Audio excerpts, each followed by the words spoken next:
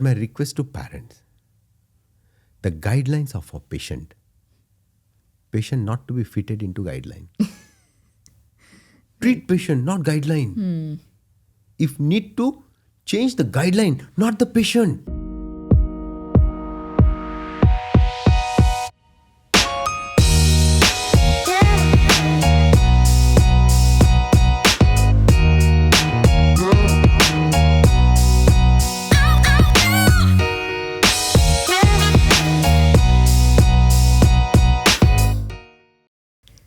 Hi everyone, welcome to WhiteSwan by Shalini.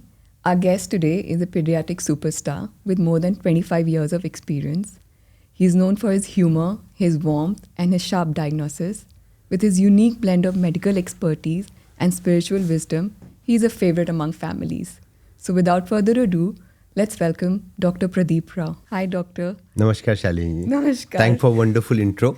Nothing major, but a little bit here and there, and trying to help new parents and make their life more easier and doable. Yes. That is the job. So happy to have you here. Thank you. Doctor, what happens is, us parents, we feel so exhausted with one kid. Let's say maximum 2 kids. But you are around so many kids every single day.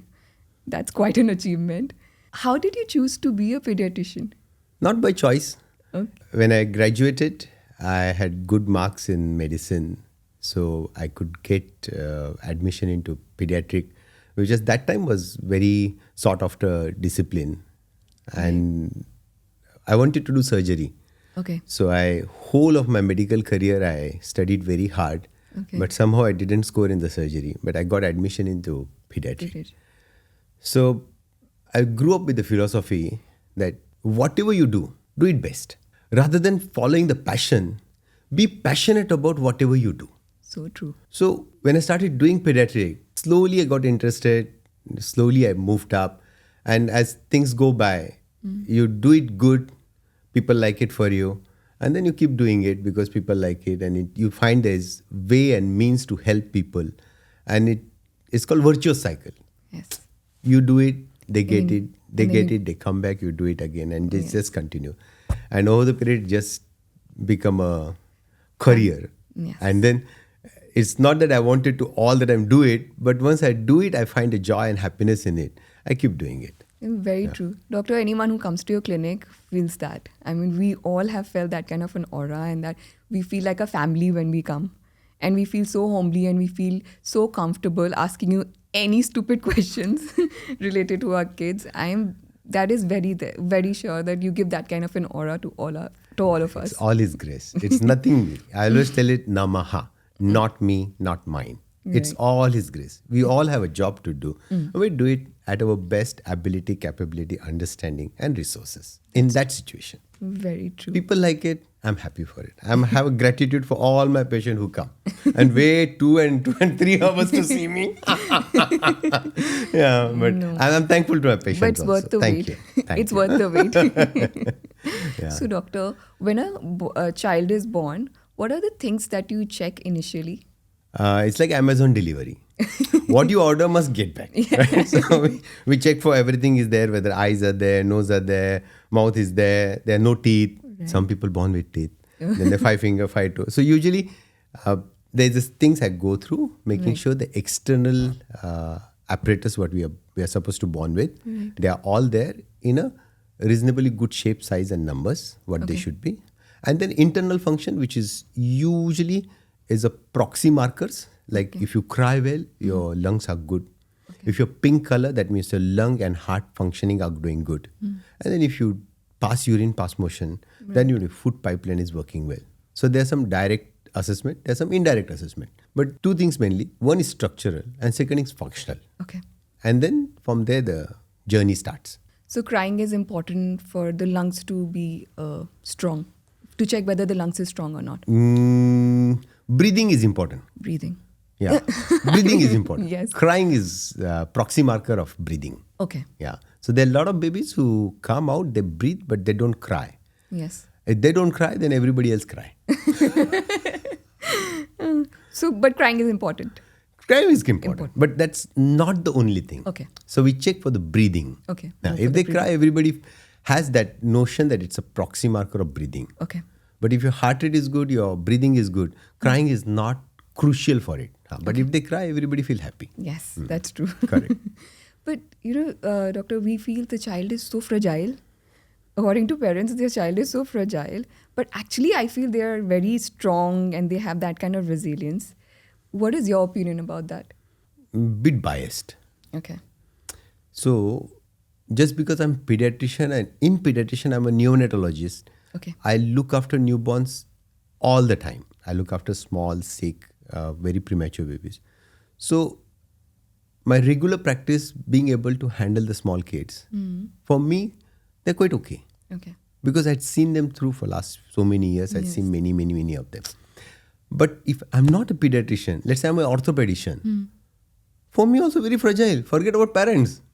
So if there's ophthalmologist, ENT doctor, any other specialty, they will always feel kids are very, very fragile. Okay. It's just the notion.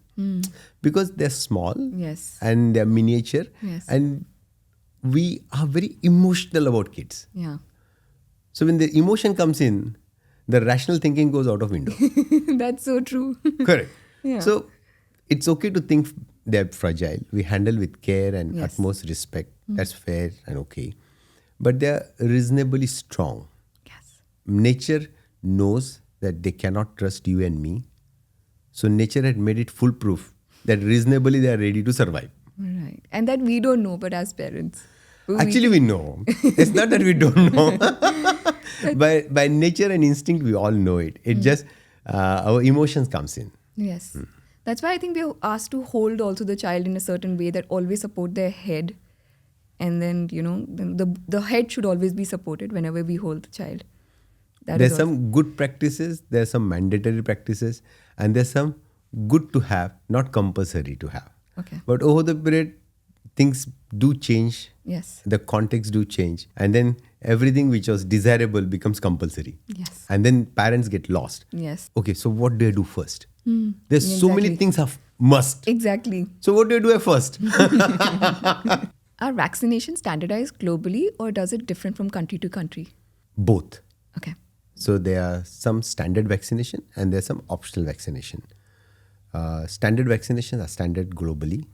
Optional vaccination differs with the territory, country, and incidence of diseases in that part of world. Okay.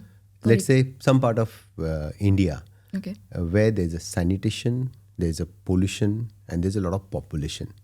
This impacts the incidences of some diseases, especially waterborne. Okay. So if your water sources are contaminated, you're going to see a lot of waterborne disease. In that place, those kids definitely need that protection. Okay. But in Singapore or any first world country, your population is less, your pollution is less, your sanitation is good. Your water sources, like in Singapore, we can use from tap water. Okay. Then you don't need those. So those are the ones which are different country to country, region to region. Even in big country like Australia, there are different vaccination for different region. In India also some region needs some specific vaccination based on the incidences of disease in that area. Okay. So there are some standard, there are some optional. For example, any of them? Like DPT, pneumonia vaccine, these are standard. Okay. But rotavirus, hepatitis A, typhoid, these are optional. So they are more predominant in developing countries where there's more pollution and sanitation. Waterborne, yes. Yes. But there are some viruses which are specific to the region, like Japanese encephalitis. It is more common in Japan. Okay. There is meningitis, which is more common in Europe. We don't see it here. So we don't have it even not as optional. And how about the scheduling? So the standardized vaccination, are they scheduled the same way in every country? No, that also depends on your need. Okay. So if your incidence of disease is high, then your need is high. Okay. Then you start early. Earliest at 6 weeks. Like India, Southeast Asia, some countries start at 6 weeks. In Singapore, we start at 2 months. Oh, okay. Because our incidences of disease is not a lot. Our risk is less. Okay. So it's called risk-based approach. Okay. And it makes sense. Yes. If you have Absolutely. more risk, you be Then- aggressive. If you have exactly. less risk, you be relaxed. Exactly. So you would try to give the immunity first, straight Correct. away. It depends on how much you need it. Right. Yeah. So in India, we see that a lot of kids are on the streets and somehow we see their immunity is way more better than the kids who are protected. Let's say they don't go out to play or not play with the soil. Does soil actually playing in the soil make a difference in immunity? I would answer that question in two parts. Okay. One, the first statement is a social observation, not a scientific statement, Okay. because we don't know. Okay. We don't have data to support that statement. Yes. Okay. But yes, we do see the kids on the street playing there, and they are happily enjoying life. Right. And our kids stay in a good environment and falling sick. Nothing to say that they don't fall sick. Okay. We just don't see it. As healthcare provider, we sit on other side of the table. We see both parts. To answer your question whether the outdoor play matter, it does. Okay. Away from the nature you go, away from the land and sand and the soil you go, more is a trouble you see. Okay. And this trouble, there are a lot of studies to show that if you fight a lot with common cough, cold, and common bacteria, virus infection in your childhood, your incidence of autoimmune disease in the further life and allergies are less. That's what the nature is. We are born with land and sand and soil. So we stay with the natural thing. That's what we are coming into, right? Right. There was a time they were talking about a lot of vitamins and a lot of processed food. It has changed to say, no, we should go natural. Yes. We shouldn't use so much pesticide. Right. We shouldn't use so much of outdoor things and additives. It comes coming back to the nature in a natural way. Yes. Yeah. So playing outside is a good. It's a Absolutely. good way to. It gives you sunlight. It gives you good fresh air.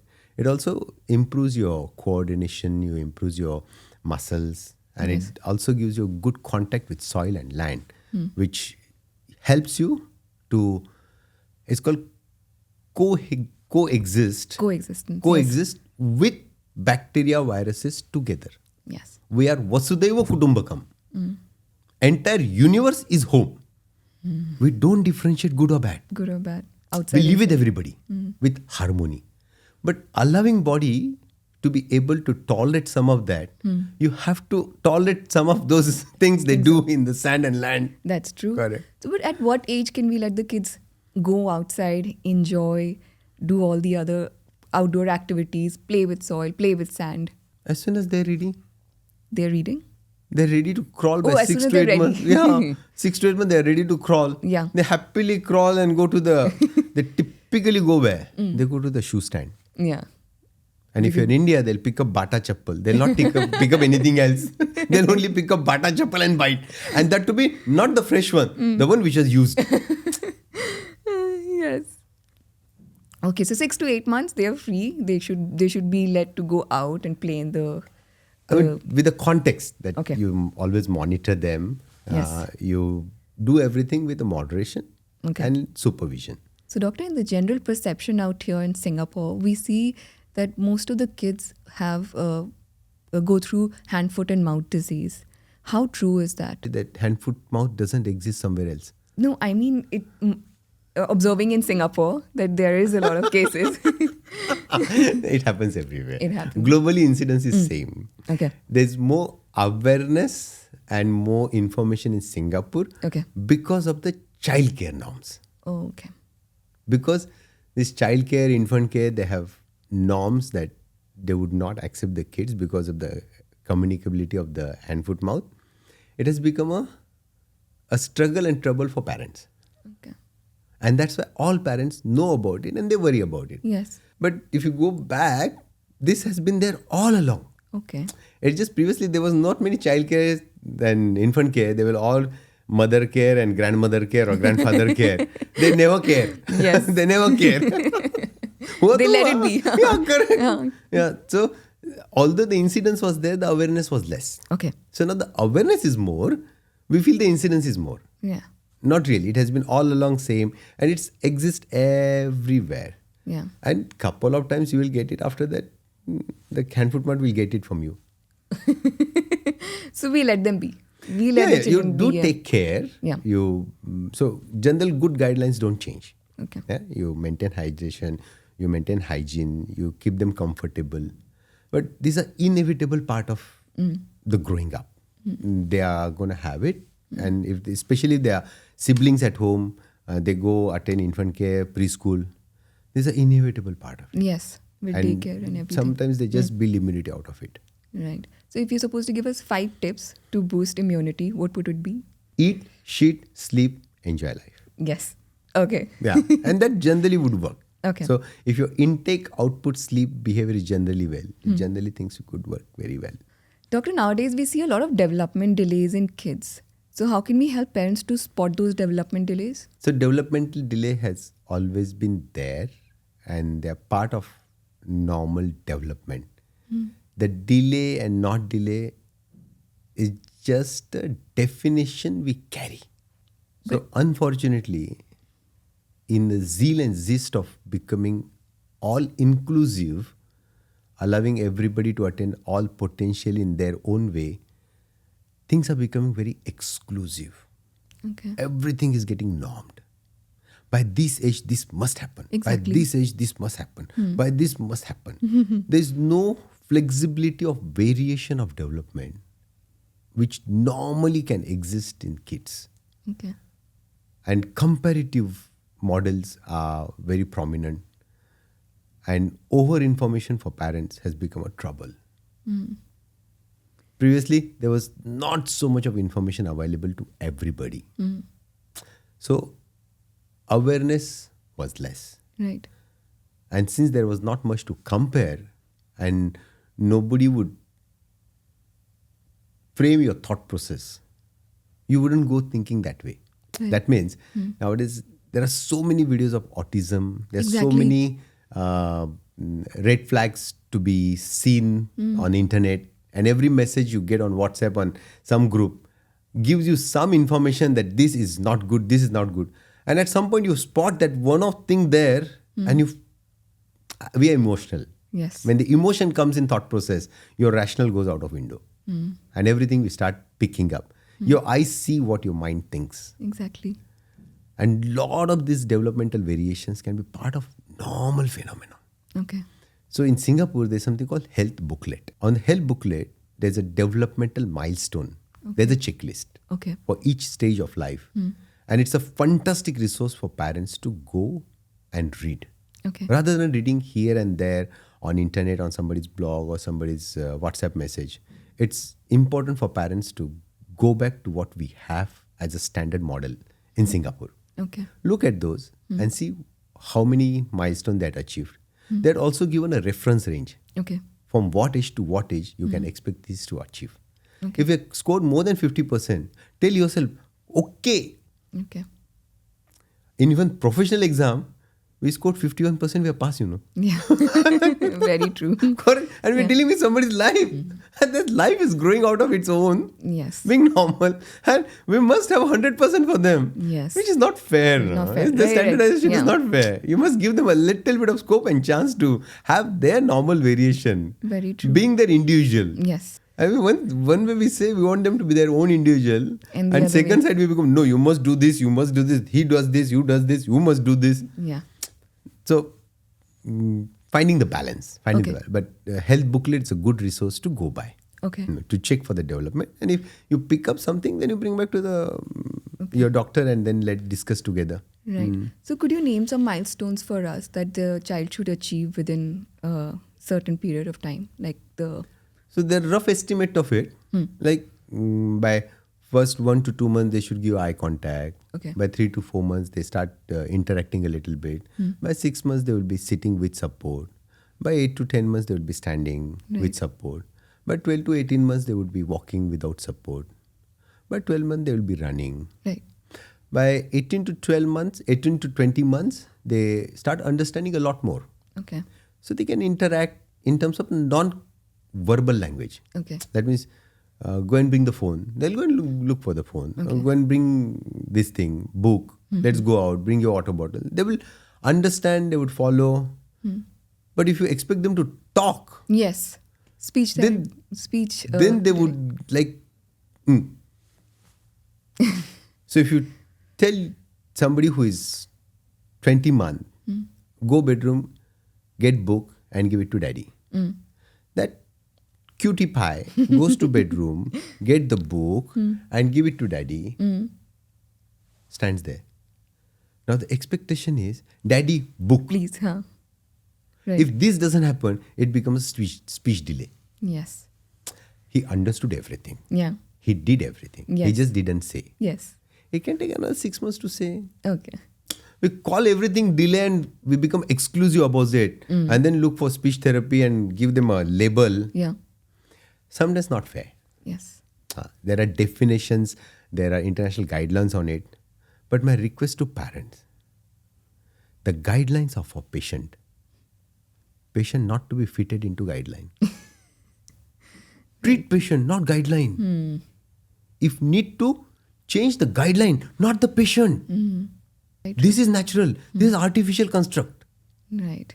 And then you're trying to modulate the nature for the artificial construct. And in society, there's a variations. And you're compressing the variation in one Right. and saying that this applies to everybody Everyone, when the variation is natural and common. How fair is that? Not at all. No. So understand how guideline works. Okay. The information is good to know, Right. but don't compel it for everybody Okay. to be as a standard. Right. There are few things you took as general guideline, Right. but overall, if they're doing most of the things in your day-to-day life, usually trouble is much less to be spotted. Okay. Yeah. But if there are specific concerns, then you go and discuss. So, if you were supposed to give some general guideline to understand that the child has autism or not, what would it be? Any, like some general guideline so that the parents know that, okay, fine, if these things are not happening, then we should go further with the test. So generally, if you follow the health booklet, these are good enough for it to have a basic understanding and basic knowledge of the milestones. Okay. So they categorize in 4. They categorize in the gross motor, how you walk, run, jump, climb. Fine motor, how do you use fingers, how you use your hands, how you coordinate things.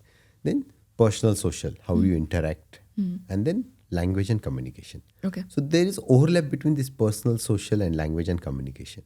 Okay. And this interacts the higher function. Okay. So these are the basic survival function, the basic communication.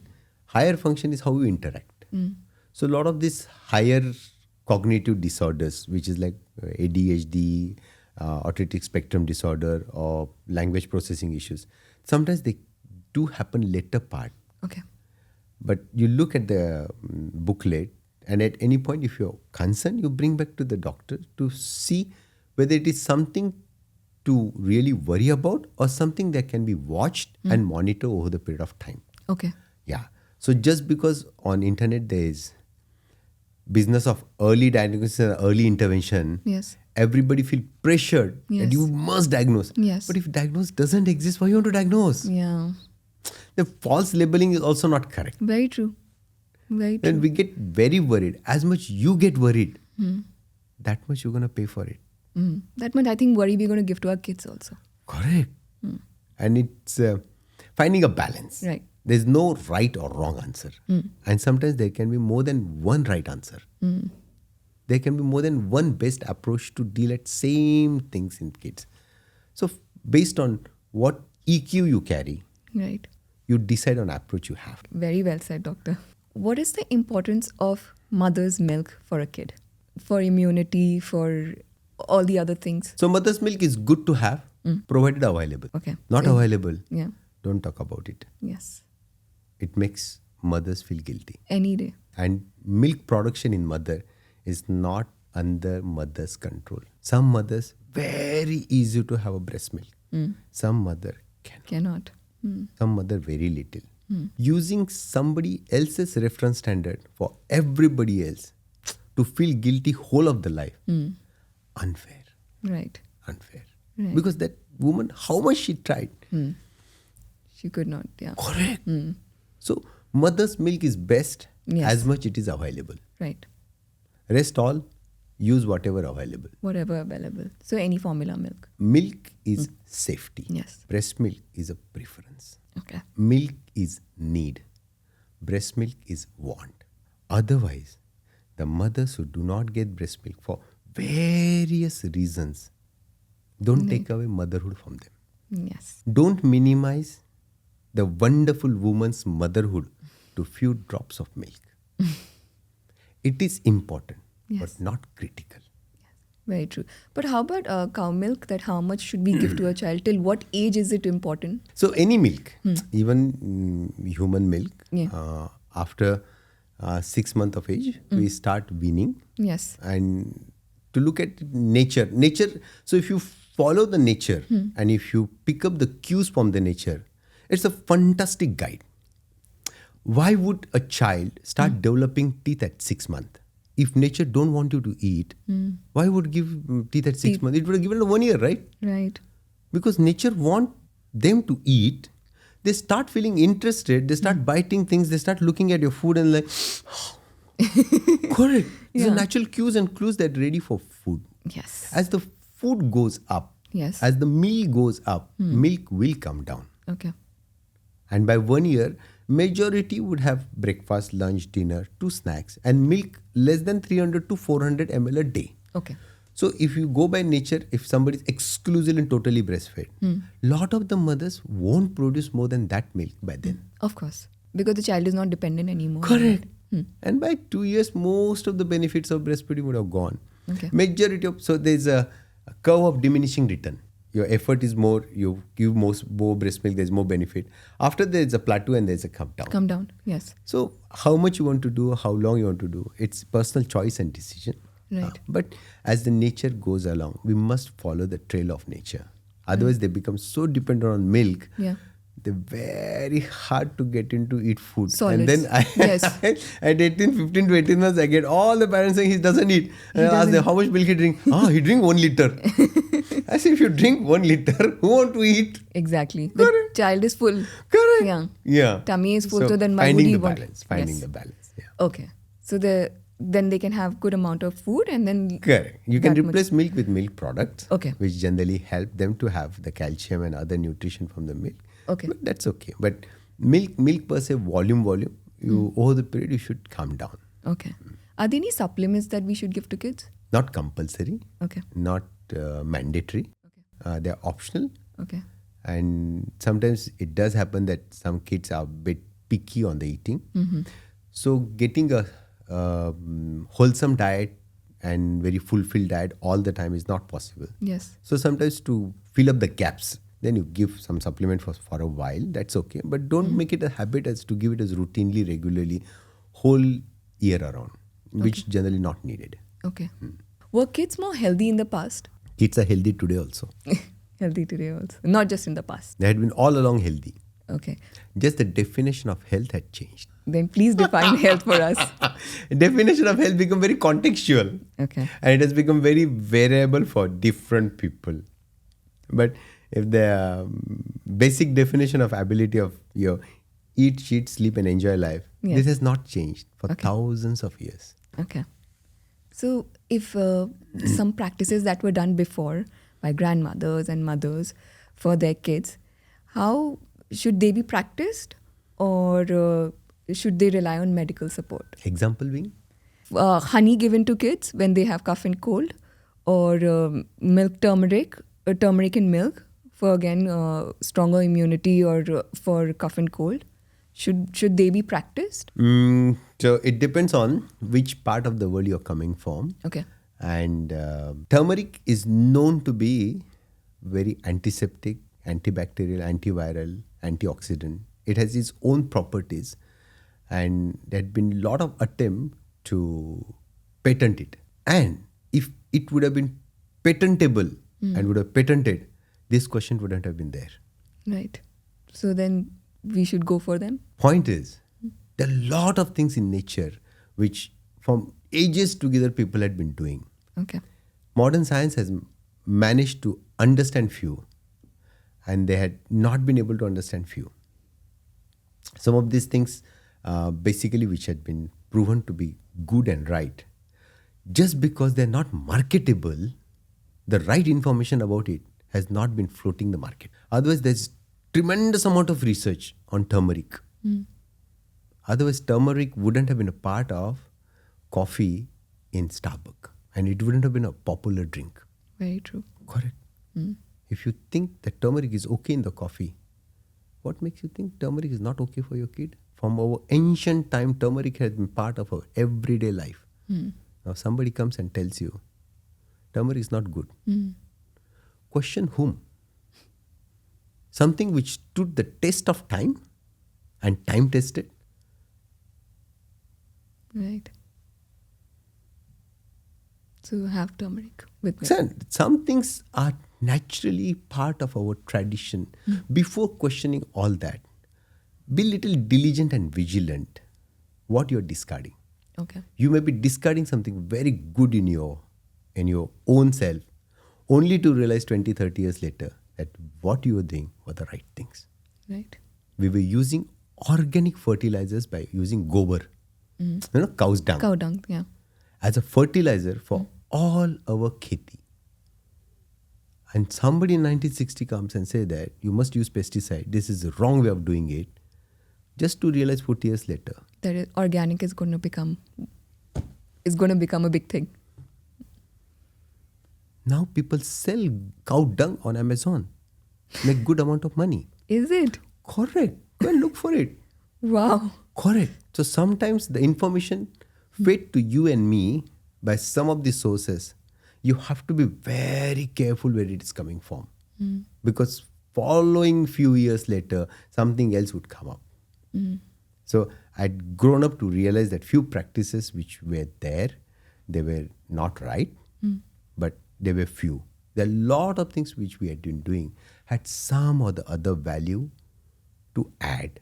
It's just that neither we had realized it, nor scientifically we had explored all these things.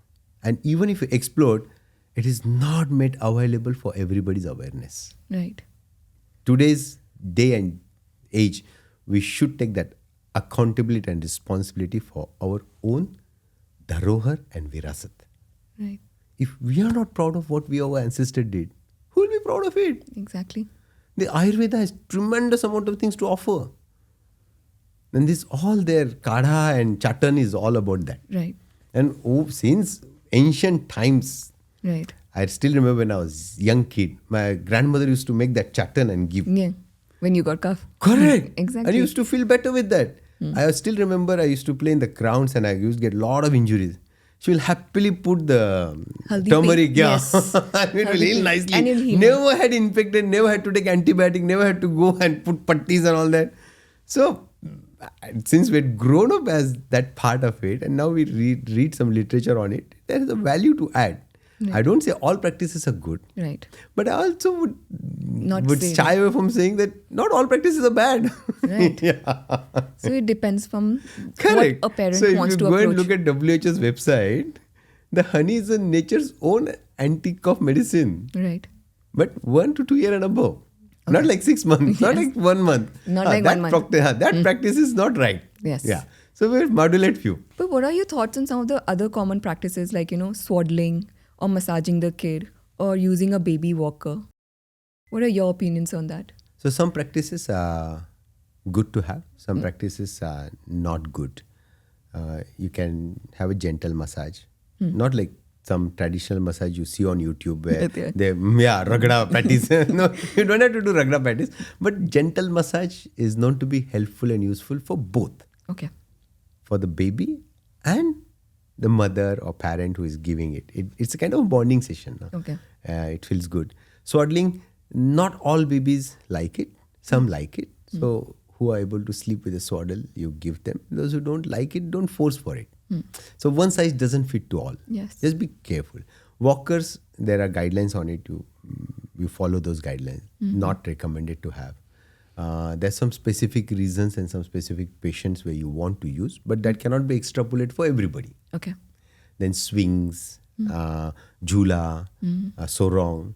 These are the traditional practices people had been using. Yes. They have some value, but cannot be extrapolated for everybody. Everyone. Okay. Yeah. So little be careful when you introduce those practices. You just check with your doctor and then you follow those practices. Yeah. Okay. Have a context and bit of moderation and modulation of those practices. Okay.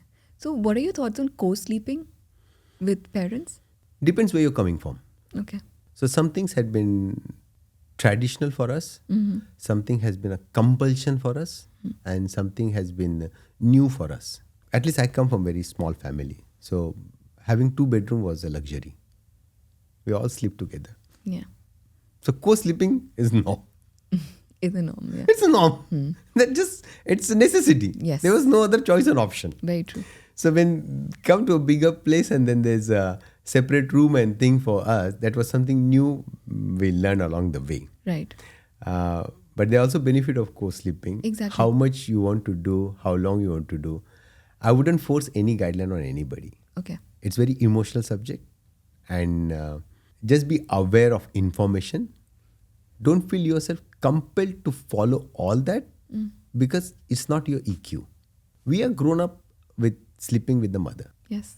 and I had grown up until age of 12 years sleeping with parents. Right. दूसरा bedroom ही नहीं था. So for us was okay. So our kids also, they want to sleep with us. Yes.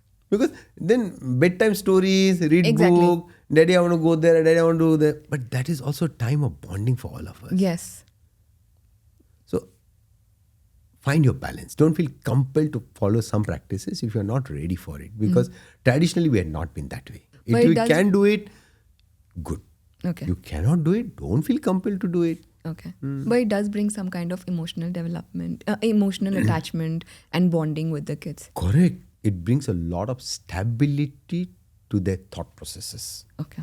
So when they get a bad dream in the night, having mother to hug is a safety and security for kids. You know, doctor, but there are some practices that are followed in Singapore and that you would like that other countries should also follow in their healthcare.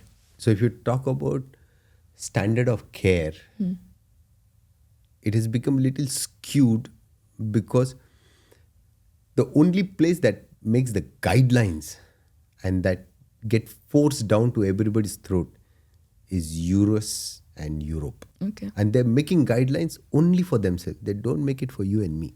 So we are forced to follow the standard of care because we had not evolved as a medical fraternity or medical system to develop our own guideline and stand by it. It all end of the day comes to the court of the law. Okay.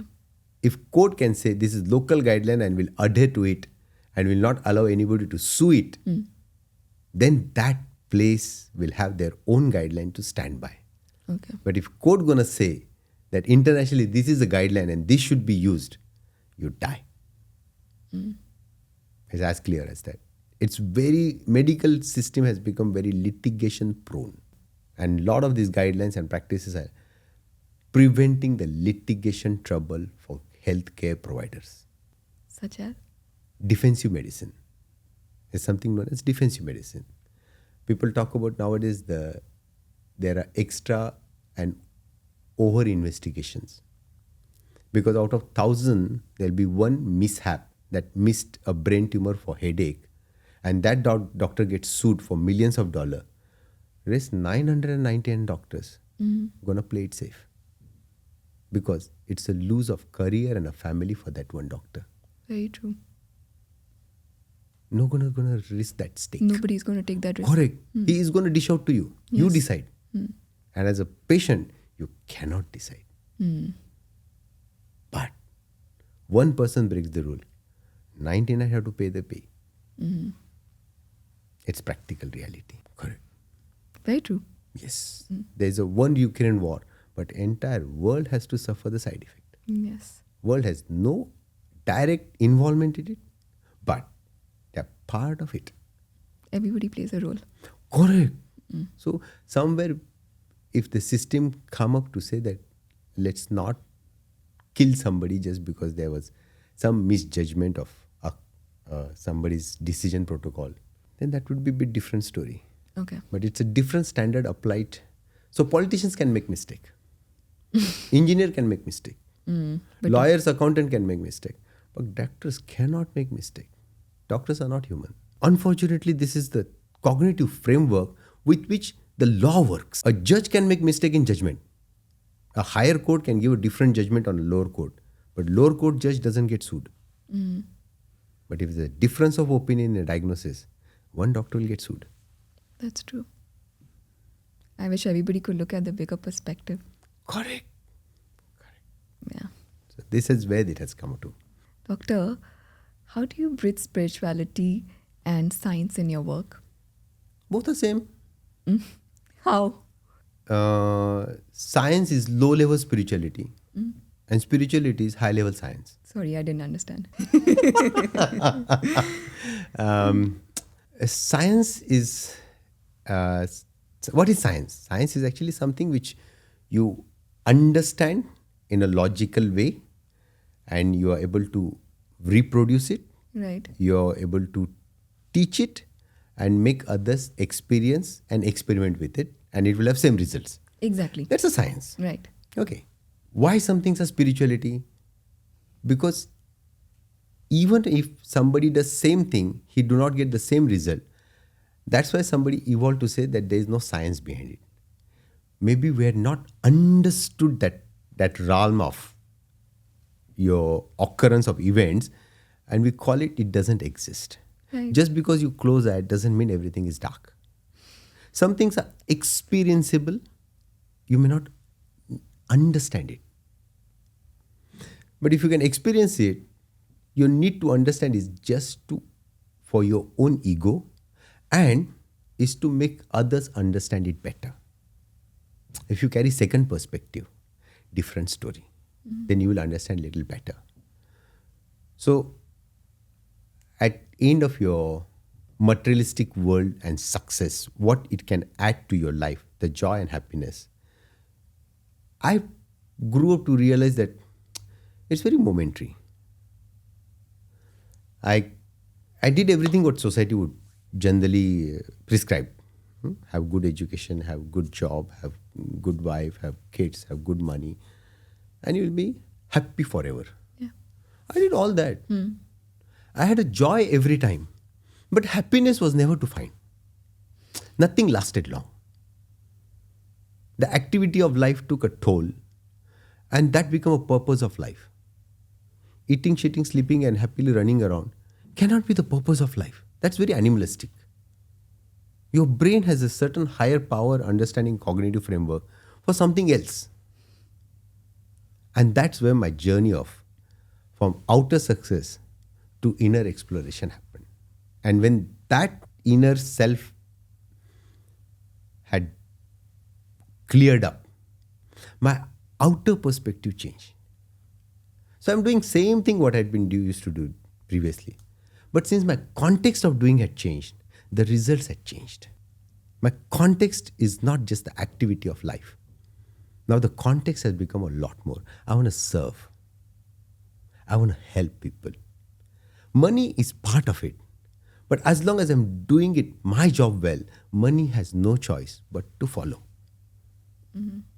In Sanatan Hindu Dharma, the Lakshmi is always at the feet of Vishnu, not on the head of the Vishnu.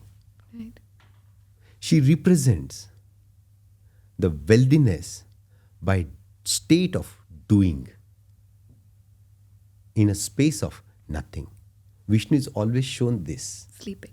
Lying down. Lying down. He's totally relaxed, but he's making entire world to run. He is the caretaker of entire world. Universe. But from the space of, I'm not doing anything. He does everything, but he does not attach to it. That is where the Lakshmi will support.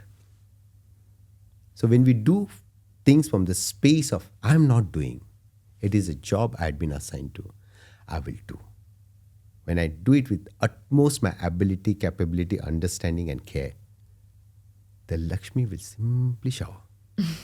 There's always more than what we need. There will be never enough for our greed. Let's be needy, not so greedy. I wish everyone can find their purpose in life because, like as you said, finding the purpose in life and doing it at your best Correct. really matters. But then that's His grace. It's not about me. I will always say, Namaha. It's not me. It's not mine. It's all His grace. And I'm very thankful that it has happened. And it has helped me a lot. It has I helped wish my I family. could hear to this all day long because it feels so good to understand, because we get so busy in our lives and Correct. we do the same things again and again for what? Same things that we go in our life that we do not understand what is beyond that. Until unless we actually experience it, Correct. we do not understand the power of it. Correct. Yeah. And that you've explained beautifully. Then All what His should we- grace. It's not me. It's not No. mine. It has happened. But yeah, so I do find it's useful when I talk to parents. So I find it easy for me to connect people. I also find easier to understand them better. Yes. So because I had grew up understanding myself better, I'm able to relate to my emotions, my thought process, where I'm feeling hurt, where I'm seeing myself swaying away. I'm able to catch my own thought processes in much better way. I'm able to catch parents' thought processes little earlier. I'm able to relate to that, and I'm able to connect with them with a compassion. And because I can understand it, there are a lot of parents feel that I hear them. Otherwise, common complaint with most of people, oh, doctor के पास time ही नहीं है, सुनता ही नहीं है. Yeah. Sometimes you sit there and just look at them and listen to them. After 15 minutes, they'll tell, that's all I wanted to tell. Yeah.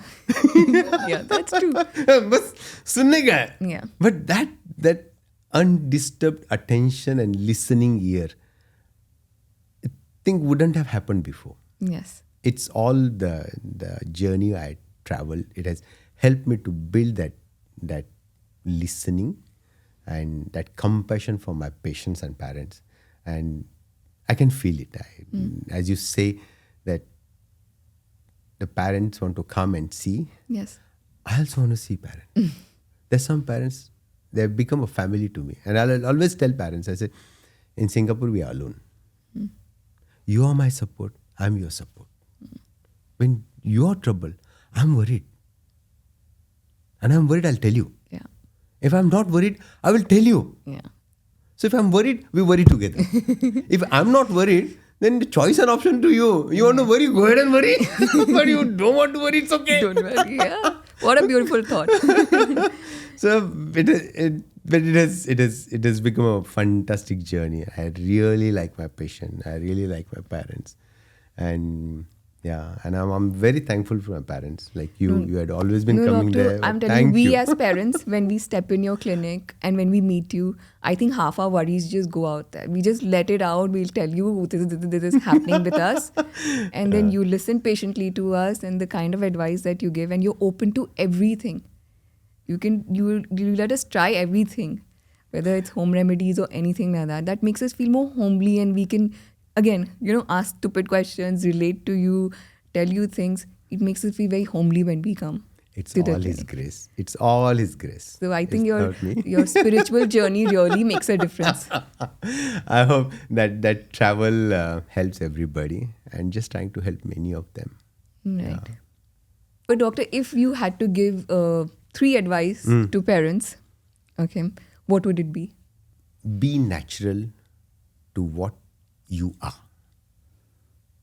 Don't try to emulate somebody to become a ideal parent. What you do is the best. You don't need somebody else's definition and somebody else's parameter to define parenthood for you. You can use the information to make yourself a little more knowledgeable, understanding, a little more widened perspective. But don't force any definition on yourself if you are not for that. 1, be natural. 2, just take things in the flow of time. And if you need to, sought for help. If one is not resonating, look for another. It's okay to take second opinion, third opinion, fourth opinion. But don't take everything in stone and cast. Sometimes there can be more than one best approach for same situation. There can be more than one solution for same problem. Just be willing to be little open and be forgiving to yourself. It's okay to make mistakes. We all had made mistakes. Yeah. We had learned from it. If you keep holding on old mistakes, you can't progress further. As a parent, we are not taught to be parents. Right.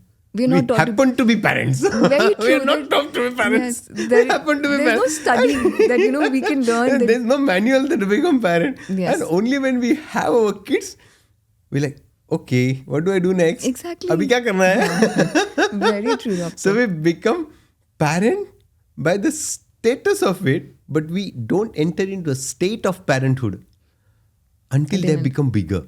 Okay. Only when they become 3-4 years old, then the parenthood sinks in to understand, yaar itna kahe mata pacchi ki hai? Itna load nahi lena tha. And that is where I always tell parents, always have second or third kid.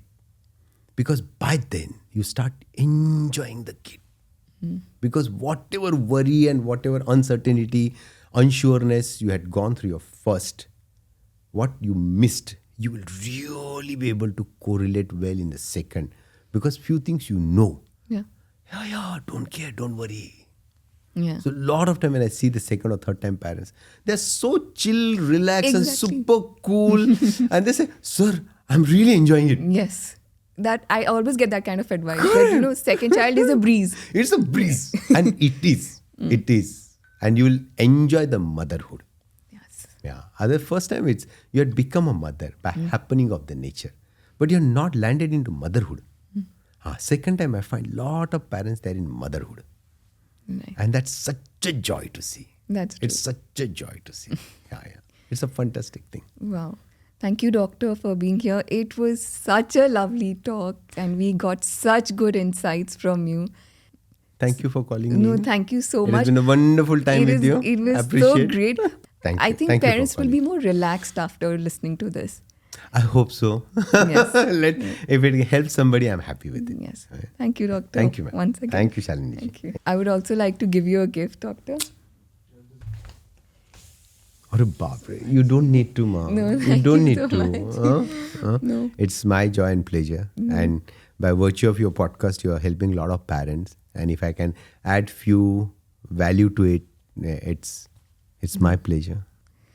Thank you, everyone, for tuning in. I know you must have got some great insights and you must be feeling very relaxed as parents after listening to this episode.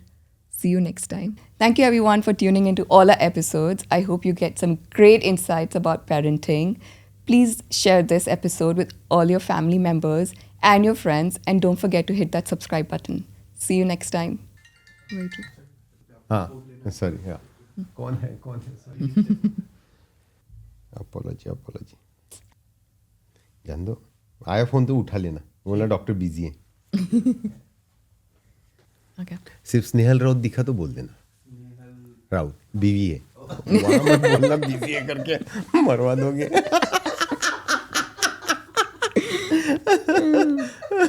Okay. Yeah.